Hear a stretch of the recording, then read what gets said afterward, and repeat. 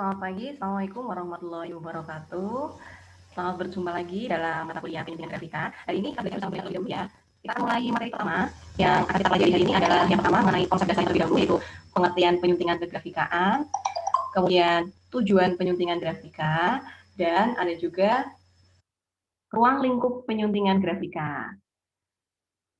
Baik, kita mulai dari sub materi yang pertama ya. Kita akan mengetahui lebih dalam apa sih konsep penyuntingan grafika. Nah, kita awali dengan kata penyuntingan terlebih dahulu.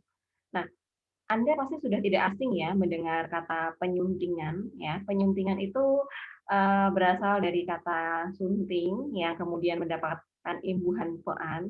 Ya, kalau kita lihat di KBBI, kata sunting ini memiliki beberapa bentuk turunan, ya. Ada menyunting, kemudian penyunting, dan juga penyuntingan. Nah, sebetulnya apa sih menyunting itu, ya?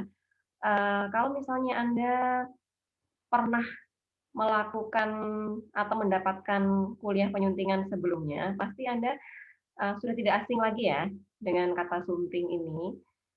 Menyunting ini bisa kita artikan sebagai sebuah aktivitas ya, menyiapkan naskah untuk siap cetak atau siap terbit dengan memperhatikan beberapa hal, antara lain ada sistematika, kemudian penyajian, isi, dan juga bahasa. Yang masuk di dalamnya juga ada ejaan, diksi, struktur kalimat, seperti itu. Itu aktivitas menyunting. Nah, oleh beberapa ahli, ini ada yang saya ambil atau saya kutip ini dari buku Depdikbud, kemudian ada juga buku Rifai dan juga Erneste. Ini saya simpulkan bahwa kegiatan menyunting itu dapat diartikan sebagai bentuk merapikan naskah, ya, agar siap cetak dengan melihat kembali. Jadi ini aktivitasnya dengan melihat kembali, membaca, atau memperbaiki naskah itu secara keseluruhan. Nah, yang diperbaiki itu apa? Yaitu dari bahasa, materi, penyajian, ya, kemudian kelayakan isi. Nah, itu semua yang harus diperhatikan. Nah, perbaikan-perbaikan ini harus mempertimbangkan beberapa kaidah penulisan. Ya, jadi ada 5 aspek yang harus disunting dalam sebuah tulisan. Yang pertama ada organisasi. Organisasi ini bisa dikatakan sebagai bentuk penyajian buku itu sendiri, kemudian isi, ya, baik itu materinya, ya, kemudian bahasa, grafika, dan juga wawasan eh, teksnya. Nah, wawasan teksnya ini bisa masuk ke wawasan pornografi, kebinekaan, kebangsaan, dan juga integritas bangsa. Nah, kalau kita simpulkan dari beberapa pengertian tersebut, kita bisa eh, mengatakan bahwa penyuntingan itu adalah proses penyelarasan atau proses seseorang itu menata tulisan agar layak terbit dengan beberapa tahapan. Yang pertama adalah membaca secara teliti, kemudian mengoreksi, menandai kesalahan, memperbaiki kesalahan, dan juga menentukan kelayakan naskah. Nah, dari segi apa saja? Tadi sudah disebutkan di awal ya, mulai dari organisasi, kebenaran, kelayakan isi, ya, kemudian sistematika penyajian, grafika, dan juga konteks teksnya tadi ya, yaitu mulai dari kebangsaan, pornografi, dan lain sebagainya. Nah, kalau kita lihat pengertian penyuntingan ini kan berarti secara umum ini sangat luas ya. Jadi kita tidak hanya melihat dari apakah tulisannya itu saltik, apakah kemudian isinya tepat atau tidak, tapi juga kita melihat dari sisi pewarnaannya, kemudian tata letaknya, gitu ya, kemudian pemilihan hurufnya, gitu. Banyak sekali kalau kita lihat penyuntingan ini konteksnya sangat luas ya, mulai dari eh, awal atau muka buku sampai dengan cover akhir. Itu semuanya harus dilihat, dibaca secara teliti. Nah, untuk mata kuliah kita ya secara khusus ini kita akan membahas mengenai penyuntingan kegrafikaan. Nah, jadi proses penyuntingan kegrafikaan ini spesifik ya. Jadi penyuntingan yang khusus menyelaraskan atau menata bagian kegrafikaannya saja, agar nanti ketika terbit itu bisa disebut layak terbit. Dengan cara bagaimana? Yaitu membaca secara teliti, mengoreksi, menandai kesalahan, memperbaiki naskah, dan menentukan kelayakan kegrafikaan naskah. Nah, ini kelayakannya itu bisa dilihat dari penggunaan huruf, ya. Jadi jenis-jenis huruf yang digunakan, kapan menggunakan jenis huruf A, kapan menggunakan jenis huruf B, kapan menggunakan huruf kapital semua, kapan menggunakan non kapital semua, gitu ya. Kemudian warna, kapan kita menggunakan warna merah, kapan kita menggunakan warna biru, terus bagaimana penataan warna yang baik gitu ya, kontras warna yang sesuai dengan pembaca juga, ilustrasinya apakah sudah sesuai dengan teks yang diberikan, lalu tata letaknya ya, apakah sudah sesuai. Nah, itu adalah ruang lingkup dari penyuntingan kegrafikaan. Jadi kalau penyuntingan secara umum itu konteksnya sangat luas, sedangkan dalam kegrafikaan ini yang nanti akan disunting hanya berkisar 4, yaitu penggunaan huruf, warna, ilustrasi, dan juga tata letak. Begitu ya. Sampai di sini semoga dipahami ya. Kemudian kenapa kita harus menyunting grafikanya gitu ya? Tujuannya apa sih? Kenapa kita harus melakukan penyuntingan kegrafikaan? Jadi di sini tujuan penyuntingan kegrafikaan itu bisa dibagi menjadi 2 tujuan, yaitu tujuan umum dan tujuan khusus. Tujuan umumnya itu adalah menyiapkan buku, artikel, atau tulisan lain yang akan diterbitkan agar nih ya, layak mutu, layak baca, dan layak pasar gitu ya, berkaitan dengan kegrafikaannya.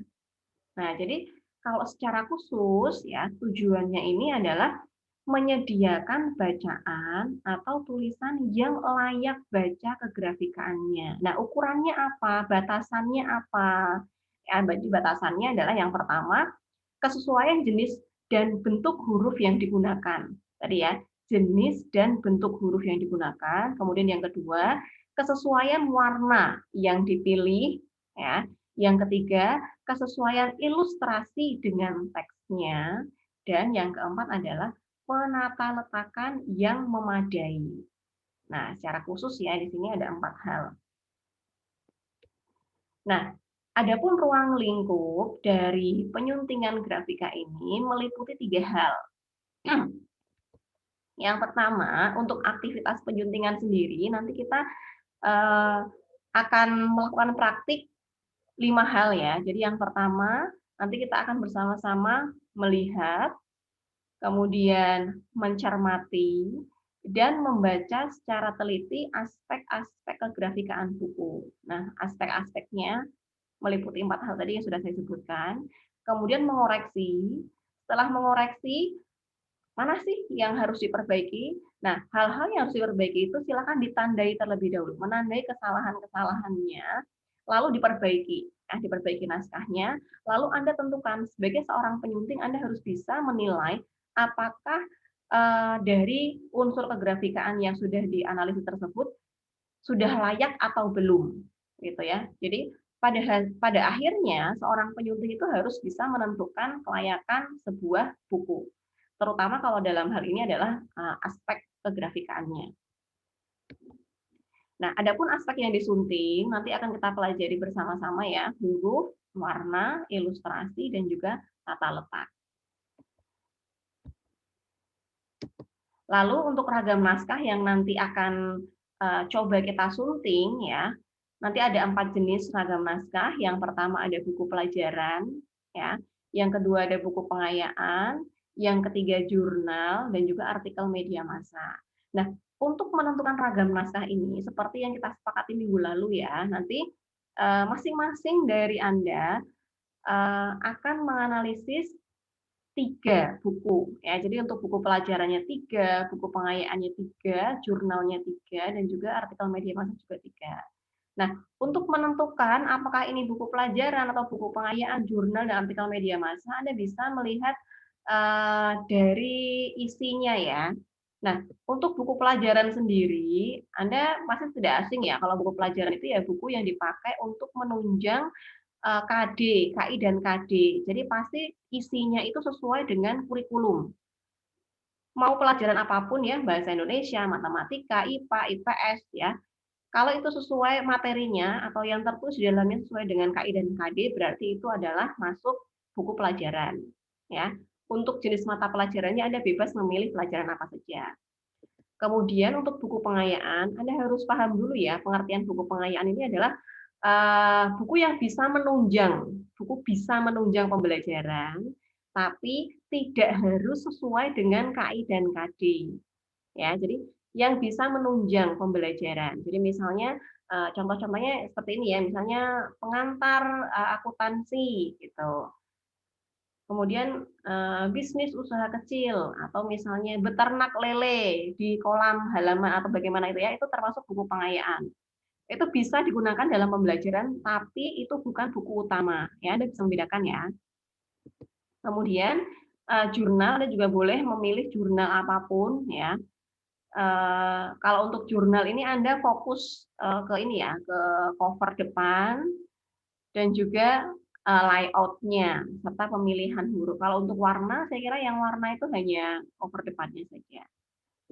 Kemudian untuk media massa, di sini saya memberikan beberapa kewajiban ya. Jadi untuk media massa Anda silahkan pilih media massa yang bentuknya daring dan juga luring. Jadi kalau misalnya untuk yang daring Anda bisa ambil tabloid-tabloid ataupun koran-koran yang diterbitkan melalui media daring. Boleh ya. Dan juga ada yang media luring yang memang diterbitkan secara bentuk real seperti itu. Baik, sampai di sini saya akhiri dulu. Terima kasih atas perhatian Anda. Wassalamualaikum warahmatullahi wabarakatuh.